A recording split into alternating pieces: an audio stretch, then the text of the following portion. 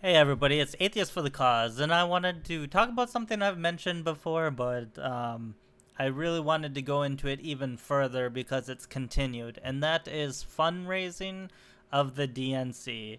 It is horrendous. So let's take a look. I'm going to start with the Observer, one little snippet, and then switch over to the Hill. Which is actually a link within the Observer article. In May 2017, the Democratic National Committee posted its worst fundraising month since 2003. Um, and that's the DNC added 200,000 to their now 3.3 million dollar debt in June, according to 3.3 million total, according to the most recent Federal Election Commission report, falling further behind Republican fundraising efforts. The Republican National Committee outpaced the Democrats in fundraising in June by over $8 million, raising a staggering $13.5 million compared to the DNC's $5.5 million. That's not even close. And think just like this isn't just one month. This is the type of thing that's happening almost every month. Unlike the Republicans' debt-free committee, the DNC typically goes into debt during election seasons, but it currently remains far behind the GOP financially. The DNC has 7.5 million on hand after a string of losses to Republicans in special congressional elections, including the race for Georgia's 6th district, which broke fundraising records to become the most expensive congressional race. The RNC has 44.7 million in cash on hand, according to the filings. Senate Democrats are preparing for the 2018 midterm election, where 25 of the 34 seats up for re-election are currently held by Democrats. Keep in mind, this is a Senate that is currently a Republican majority. We could be talking about a filibuster-proof Senate majority for the Republicans if they don't get their fundraising together. The Democrats don't. You know, the the amount that the Democrats are in debt compared to the amount that they are fundraising is ridiculous. And I mean, you have 7.5 million cash on hand, and you have 5.5 million in debt, or 3.3 million in debt. So you're really what, 4.2 million dollars ahead. Now they have more spending than 4.2 million, but they're gonna have to pay this debt back at some point. So this is horrible for the Democrats. They're getting absolutely destroyed. They have no message. They have no fundraising. They've completely alienated half of the Democrats and the progressives, and they keep pushing.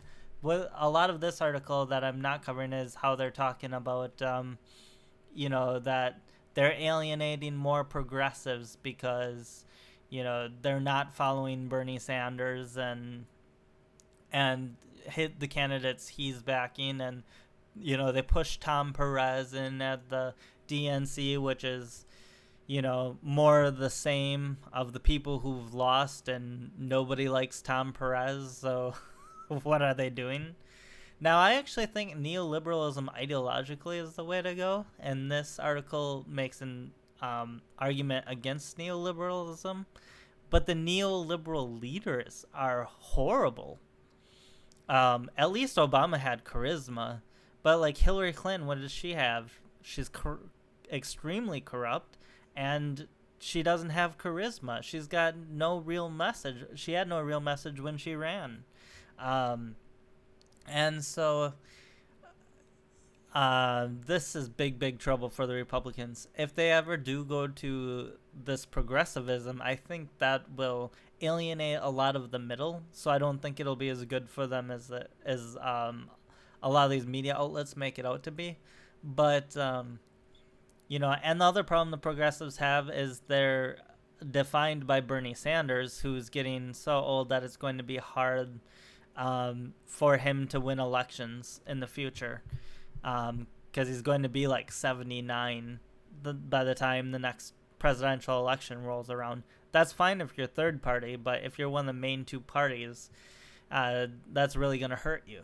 So, anyways, I'll talk to you guys later. That's all I had for you now, but 25 of the 34 seats up for re-election. That means only 9 are Democrat, which means only 9 are Republican. Okay, so, and consider that the RNC has so much more money on hand. 44.7 million cash on hand with 7.5 million for the Democrats, and zero debt compared to 3.3 million in debt. And just look at every month, it's like the Republicans are basically growing 2.5 times what the Democrats are doing. And then the incompetence to go into the Georgia 6th district, where it's a long-term conservative district, where you have a candidate that, and they talk about that in this article too, where you have a candidate in Ossoff that was extremely inexperienced, who wasn't even from the same district, and was being mainly funded from, or largely funded from outside of Georgia. A lot of his funding actually came from California, and you're propping this guy up when he had, he didn't really have a realistic chance to win, despite outspending the Republican counterpart. They still lost. Now, even if he would have won, at what cost to the Democrats would it have been? But they can't even hang their hat on him winning because he didn't even win. And so now, and why would you spend so much money on this seat, which isn't even a Senate seat, because senators have more power than representatives, since there's more representatives than there are senators.